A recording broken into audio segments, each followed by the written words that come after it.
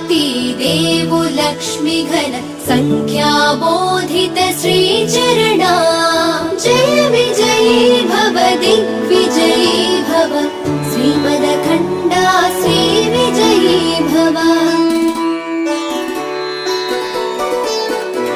पुण्यरूपिणी राजमाम्बसुत गर्भपुण्यफल सञ्जाता जय विजयी भव दिग्विजयी भव श्रीमदखण्डा श्रीविजयी भव सुमती नन्दन नरहरिनन्दन दत्तदेव